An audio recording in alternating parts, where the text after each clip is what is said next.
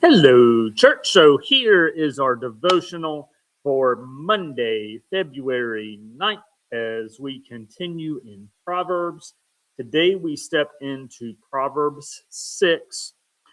We're going to do two portions from the beginning part. I think we're probably going to split the whole proverb into at least two parts, but there's some extra divisions that Peterson does that I think are helpful.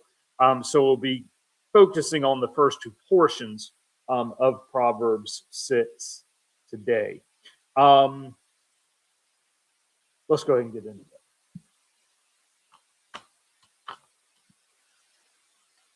From the New Revised Standard Version. So here's our first section, and this is 1 to 5. My child, if you have given your pledge to your neighbor, if you have bound yourself to another, you are snared by the utterance of your lips, caught by the words of your mouth. So do this, my child, and save yourself, for you have come into your neighbor's power. Go, hurry, and plead with your neighbor. Give your eyes no sleep and your eyelids no slumber. Save yourself like a gazelle from the hunter, like a bird from the hand of the fowler. And a few insights from the commentary. The focus turns from sexuality to another prime mover in human affairs: money. This brief instruction advises not to put up security for a neighbor. It's also translated as another, or more literally as a stranger. This warning is common in Proverbs. These sayings are not against commerce and for agriculture. Rather, the issue is the wise conduct of fiscal affairs and related affairs.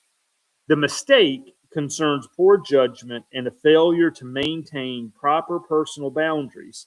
The son has let himself be engulfed by the agenda and power of another, a stranger. While the wicked are caught by their own iniquity, here the son is caught by foolish commitments. The commentary also goes into the strange woman from Proverbs 5 versus this stranger. So that sense of awareness and need for paying attention. And then we get a couple of reflections at the end on each of our sections. Here's the first one.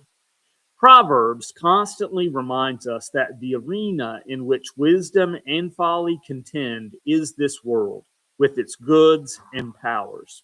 According to Proverbs chapter 1 through 9, the way we use our material resources, particularly our sexuality and our money, reveals either godly wisdom or its lack. Money talks, in quotes. The matters in which our spirituality is most commonly manifested are the goods and activities of ordinary life outside of worship. It is our daily living. So, portion from Eugene Peterson, which he entitles Like a Deer from the Hunter. And you heard the line about the gazelle escaping from the hunter. Dear friend, if you've gone into hock with your neighbor, boy, that gives us a different context, doesn't it? Dear friend, if you've gone into hock with your neighbor or locked yourself into a deal with a stranger, if you've impulsively promised the shirt off your back and now find yourself shivering out in the cold, friend, don't waste a minute. Get yourself out of that mess. You're in that man's clutches. Go put on a long face. Act desperate. Don't procrastinate. There's no time to lose. Run like a deer from the hunter. Fly like a bird from the trapper. That is why I really enjoy Eugene Peterson. If you've gone into hock with your neighbor or locked yourself into a deal with a stranger. Alrighty, Eugene Peterson. So that's our first portion. With the transition coming out of 5 and kind of this different emphasis, it reminds me a lot of some of the wisdom sayings that we have present in our culture. I think it was Benjamin Franklin who did the neither a borrower nor a lender be a penny saved is a penny earned. But one of the pieces I also remember growing up with and learning in school and talking about were Aesop's fables, where they're taking these life lessons from the natural world and applying it. And we get one of those references in our next section. And this will be verses 6 to 11. Go to the ant, you lazy bones. Consider its ways and be wise. Without having any chief or officer or ruler, it prepares its food in summer and gathers its sustenance in harvest. How long will you lie there, O lazy bones? Will you rise from your sleep, a little slumber, a little folding of the hands to rest, and poverty will come upon you like a robber, and want like an armed warrior. Just cheery stuff from Proverbs today. And the reference of you lazy bones, not in the Message, but in fact in the New Revised Standard Version, is great. So here's our second section. Laziness is a subset of folly and the opposite of wisdom. The sluggard is out of tune with the cosmic rhythms of reality.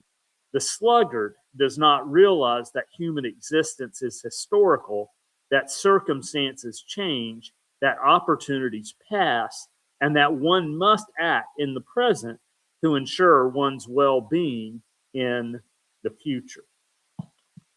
So you might remember the Aesop fable on the grasshopper and the ant. As they're diligent, the ant is diligently going about its work, and then and the grasshopper is depicted as the one who's just enjoying the moment and doing that. We do have to counter that proverb in our culture a little bit, because we very often see it being taken to an extreme in its fearfulness, and people just working constantly. That is not the overarching motif. It's talking about being responsive and active when we need to be active and ahead of time. And here is our portion from the Message, which Peterson entitles A Lesson from the Ant. You lazy fool, look at an ant. Watch it closely, let it teach you a thing or two. Nobody has to tell it what to do. All summer it stores up food. At harvest it stockpiles provisions. So how long are you going to laze around doing nothing? How long before you get out of bed? A nap here, a nap there, a day off here, a day off there. Sit back, take it easy. Do you know what comes next? Just this. You can look forward to a dirt poor life, poverty, your permanent house guest. And then we have to give a caveat to that. There are systemic reasons for poverty, and not just to be attributed to laziness. But hopefully we can all take this teaching of wisdom as a reminder for us of our motivation and importance of moving forward in the midst of God's calling in kingdom. All righty. I might eventually start shifting these devotionals over to like, how uncomfortable can we make Pastor Nick as we're going through, and see if he can dig himself out of that hole. Yeah. All right. We'll be back with you on Tuesday as we continue with Proverbs 6, and we will see you then. Have a wonderful and blessed day.